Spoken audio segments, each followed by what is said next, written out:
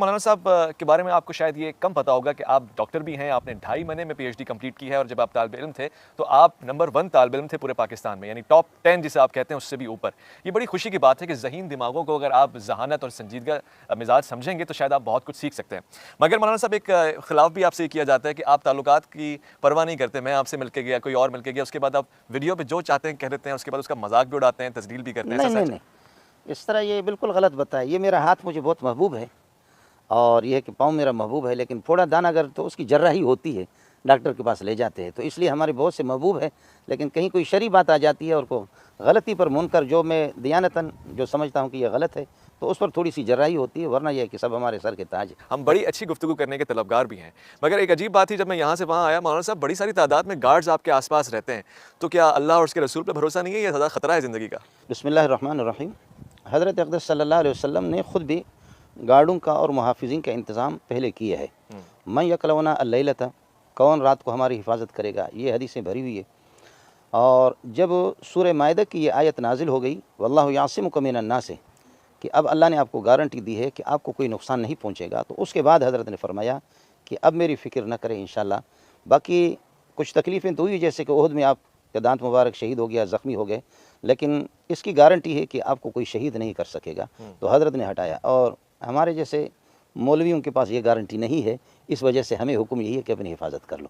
جی ہاں، یہ حضرت صلی اللہ علیہ وسلم کی خصوصیت ہے، اور آپ ہی کی۔ جی جی۔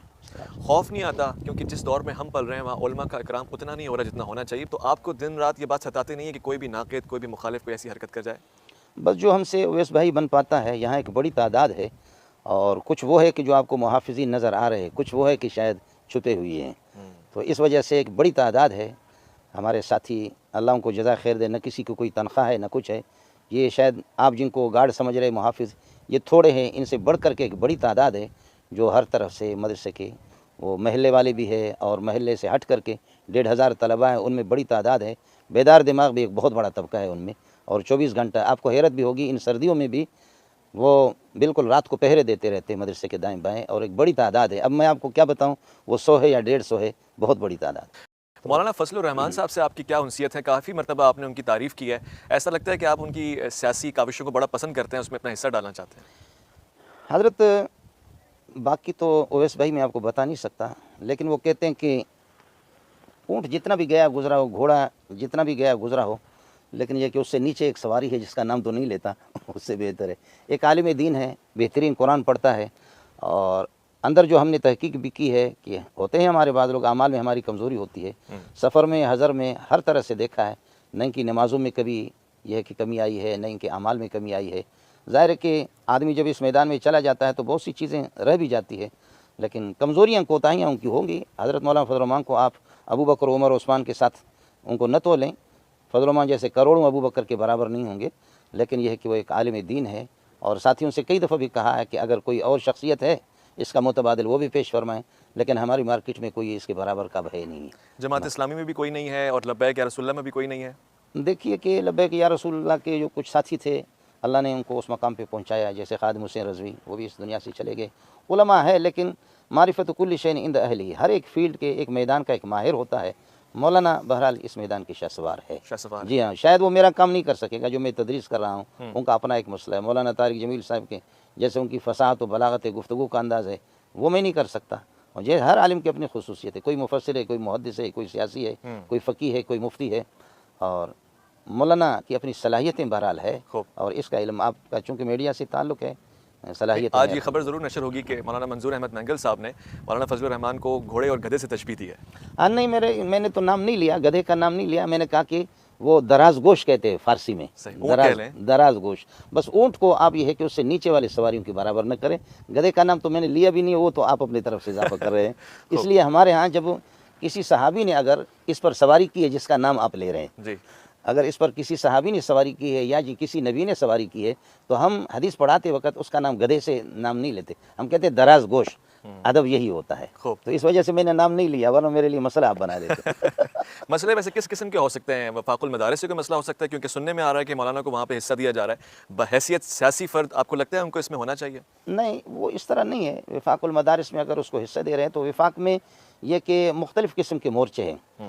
ایک وہ ہے کہ یہ جو نصاب ہے ہمارا، اس میں جیسے کہ 22 آدمی ہے جی اس میں ہوں، اور پھر یہ کہ ایک تخصصات مفتی حضرات اور اس میں حدیث میں اسپیشلسٹ کوئی بن جائے، علم حدیث کا ایک نصاب، اس میں مولانا زاہد الراشدی ہے، مولانا تقی صاحب ہے، میں ہوں، ہم 3 آدمی ہیں۔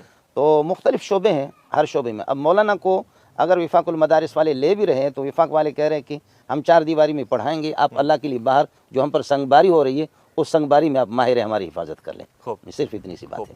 ایک بڑا دلچسپ سوال ہے اور میں سمجھتا ہوں میری ذمہ داری ہے بحیثیت طالب علم میں آپ سے پوچھوں، جہاد کے اس کانسیپٹ کو بہت خراب کر کے ہمارے ذہن سے دور کر دیا گیا ہے، عام بچے کو اب جہاد کے نام سے نفرت ہو گئی ہے، اس میں کس حد تک علماء کا کردار ہے اور کس طرح سے اس کو مثبت انداز سے پیش کریں؟ دہشت گردی اور جہاد میں فرق کیسے محسوس کروائیں؟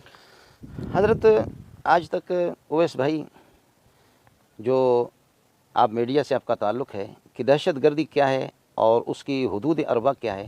دہشت گردی کی سرکوبی کے لیے اللہ پاک نے جہاد ہی کی اجازت دی ہے اور اس کو فرض قرار دیا ہے۔ باقی مسئلہ رہ گیا کہ مجاہدین وہ نتائج حاصل نہیں کر سکتے، اور یہ ہے کہ وہ غلط جگہ بسا اوقات استعمال ہوتے ہیں، تو وہ مختلف قسم کے لوگ ان میں ظاہر ہے کہ احد کے موقع پر جو لوگ جا رہے ہیں اس سے کفار سے لڑنے کے لیے، تو وہاں 300 سے زائد عبداللہ بن ابی کی جماعت ہے وہ واپس بھی ہو رہی ہے۔ تو اس طرح ہے کہ ان کو ناکام کرنے کے لیے مجاہدین کو بعض ان میں گھسے رہتے ہیں، مجاہدین کی اپنی کوشش بھی رہتی ہے کہ یہ کر لیں۔ باقی مسئلہ یہ ہے کہ دہشت گردی کی شاید آپ کو کسی نے حقیقت نہ بتائی ہو، میں آپ کو بتا دیتا ہوں، یہ میری طرف سے آپ تحفہ لے لیں کہ دہشت گردی کیا ہے۔ قرآن کہتا ہے کہ سود خور سب سے بڑا دہشت گرد ہے، سب سے بڑا دہشت۔ فَإِن لَّمْ تَفْعَلُوا فَأْذَنُوا بِحَرْبٍ مِّنَ اللَّهِ وَرَسُولِهِ، اگر سود سے باز نہیں آؤ گے تو اللہ سے تمہاری کشتی ہوگی، اللہ سے تمہارا مقابلہ تیار ہو ہوگا۔ جاؤ۔ انما جزاء الذین یحاربون اللہ ورسولہ، اللہ رسول سے جو لڑتے ہیں ان کی جزا یہ ہے کہ ان یقتلوا، اگر انہوں نے قتل کیا لوگوں کو تو ان کو قتل کیا جائے، او یصلبوا، اور اگر مال بھی لیا ہے اور قتل کیا تو سولی پہ ان کو لٹکایا جائے، او تقطع ایدیہم وارجلہم، یا ان کے ہاتھ پاؤں کاٹیں جبکہ چوری کر رہے ہیں، او ینفوا من الارض، یا لوگوں کو خوف ہراس میں مبتلا کرتے ہیں ان کو جلا وطن کر دیا جائے، یہ بھی دہشت گرد ہے۔ تیسرا ایک دہشت گرد ہے من عادی لی ولیا فقد آذنت بالحرب، اور یہ اللہ سے اور دین کے جو ماہرین ہیں ان سے کوئی ٹکر لے لیتا ہے، اللہ فرماتے ہیں میں خود اس سے لڑائی کروں گا، یہ بھی دہشت گرد ہے۔ من بدل دینہ، اسلام کو کوئی چھوڑ دیتا ہے فقتلوا، اس کو قتل کرو، یہ بھی دہشت گرد ہے۔ مرتد کو۔ اور جو پاک دامن اور عفیف عورتوں کی عزتوں سے، خواتین کی عزت کو داغدار اور یہ ہے کہ تار تار اگر کوئی کرتا ہے تو وہ بھی ہے، اگر شادی شدہ ہے تو اس کو سنسار کر کے جان سے مار دیں گے، یا کوئی کسی کو قتل کرتا ہے، یہ بھی دہشت گرد ہے۔ تو دہشت گرد آج تک دہشت گردی کے خلاف کوشش تو ہو رہی ہے، سب کر رہے ہیں، لیکن دہشت گردی کیا ہے؟ تو دہشت گردی کی یہی صورت ہے، میں نے آپ کو بتا دی کہ سب سے زیادہ جہاں سودی نظام سب سے بڑا دہشت گرد ہوئی ہے۔ آپ تو بڑا قوی مطالعہ رکھتے ہیں دہشت گردی کو، مجھے لگتا ہے کہ آپ پسند بھی نہیں کرتے۔ حالیہ بلوچستان میں ہونے والے مچ کے واقعے اور کوئٹہ کے اوپر تسلسل کے ساتھ جو واقعات، اس پہ آپ نے مذمت نہیں کی؟ نہیں، مذمت تو خیر ہم نے کی ہے، لیکن شاید ٹیلی ویژن کی سطح پر میں نے نہیں کیا، یہاں مسجد میں اور اس طرح سے مذمت ہم کرتے رہتے۔ کیا کہیں گے اس میں ذمہ دار کون ہے اور کن لوگوں کو بارہا انصاف ملنا چاہیے؟ حضرت جب کسی واقعے کے، کسی قتل کے، کسی دہشت گردی کے اس کے ذمہ دار جب معلوم نہ ہو جائے نا تو پھر آپ خود سمجھے کہ وہی ہے۔ کون؟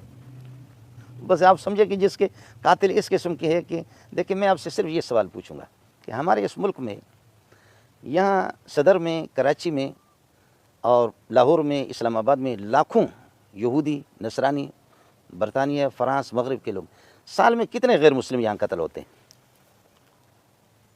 یہ وہ اسلام ہے، یہ وہ مسلم ہے کہ ہم تو دوسروں کو سلامتی دے رہے ہیں، یہ وہ مومن ہے کہ دوسروں کو امن بانٹ رہا ہے۔ صحیح۔ اب یہ کون ہے کہ ان کے پاس مال بھی ہے، اگر کوئی پٹھان ہے یا کوئی بلوچ ہے، کوئی سندھی ہے دہشت گرد ہے، تو یہاں سے کسی گورے کو اغوا کیوں نہیں کرتا، اس کو قتل کیوں نہیں کرتا، اس کی گاڑی کیوں نہیں چھینتا، اس کے پیسے کیوں نہیں؟ تو یہ کون ہے کہ جو اللہ آپ کا بھلا کرے کہ ان میں یہ قتل نہیں ہو رہے ہیں؟ یہ کس کی چھتری کے نیچے ہیں؟ کس چھتری کو آپ بھی تلاش کریں، میں بھی تلاش، اور وہ کیا ہے کہ ایک ایک گلی کوچوں کے اندر مسلمان قتل ہو رہے ہیں، بس یہی ہے مسئلہ، سارا بالکل واضح ہے۔ خوب۔ اس کے پیچھے آپ کو لگتا نہیں ہے کہ شعبہ تدریس سے واقف لوگوں نے یا وابستہ لوگوں نے صحیح طرح سے تصحیح نہیں کی؟ کرک میں ابھی حالیہ ایک مندر کو آگ لگا دی گئی، تو عدم برداشت یا دہشت گردی یا انتہا پسندی کو فروغ نہیں مل رہا؟ ایسا نہیں ہے، جو لوگ قرآن و سنت کو جانتے ہیں وہ الحمدللہ، ہم مسلک تو اپنے طلباء کو بھی پڑھاتے ہیں اور اپنے یہ کہ ماننے والوں کو بھی ہم یہ بتاتے ہیں کہ اگر کہیں کوئی خرابی ہے بھی، یہ پبلک کا کام نہیں ہے، یہ حکومت کا۔ آپ حکومت بالکل اس کارروائی کی پبلک کو قطعاً ہم اجازت دیتے نہیں ہے، شریف اگر کوئی مرتد ہے فرض کر لو، تب بھی عام آدمی کو اس کو قتل کرنے کی اجازت قطعاً نہیں ہے۔ عام آدمی کو نہیں، عام آدمی کو اجازت نہیں ہے، پبلک کو اس کی اجازت نہیں ہے، یہ قاضی اور حکومت وقت کا کام ہے۔ اور کوئی توہین رسالت کر رہا ہے تب عام آدمی کے اوپر کوئی ذمہ داری آتی ہے؟ ہاں، عام آدمی بھی اگر توہین رسالت کوئی کر رہا ہے اور اس کو کوئی اگر قتل کر رہا ہے، اللہ کے یہاں شاید اس کی گرفت نہ ہو، لیکن قاضی مفتی اس کی گرفت کرے گا۔ بہرحال عام آدمی کو اجازت نہیں ہے۔ اس کی وجہ یہ ہے کہ شریعت اس کی اجازت اس لیے نہیں دیتی کہ اگر عام آدمی کو اجازت دے دیں کہ اگر کوئی مرتد آپ کو ملے تو جان سے مار دو، اور توہین رسالت کوئی کر دے تو اس کو جان سے مار دو، دین کے کوئی مخالف ہو قرآن کو اس کو جان سے مار دو، اس کی اجازت اگر شریعت دے دے تو پھر بہت سے لوگ وہ یہ بھی کریں گے کہ کسی کو قتل کر دیں گے، جان سے مار دیں گے، ذاتی دشمنی ہوگی، کہے گی جی اس نے اللہ رسول کو گالی دی تھی، صحیح کہہ رہے ہیں۔ اس وجہ سے پبلک کو اس کی قطعاً اجازت میں نہیں۔ آخر میں ایک چیز تبرکاً آپ سے لے کے جانا چاہتا ہوں، بہت سے افراد یہ سننا چاہتے ہیں کہ ڈاکٹر منظور احمد مینگل صاحب قاری کی حیثیت میں کیسے سنائی دیتے ہیں، تو اگر آپ ہمیں یہ شرف بخشیں تو ہمارے لیے بڑی سعادت کی بات ہوگی۔ اعوذ باللہ من الشیطان الرجیم، بسم اللہ الرحمن الرحیم، اللہ لا الہ الا هو الحی القیوم لا تأخذه سنة ولا نوم له ما في السماوات وما في الأرض من ذا الذي يشفع عنده إلا بإذنه يعلم ما بين أيديهم وما خلفهم ولا يحيطون بشيء من علمه إلا بما شاء وسع كرسيه السماوات والأرض ولا يؤوده حفظهما وهو العلي العظيم لا إكراه في الدين قد تبين الرشد من الغي فمن يكفر بالطاغوت ويؤمن بالله فقد استمسك بالعروة الوثقى لا انفصام لها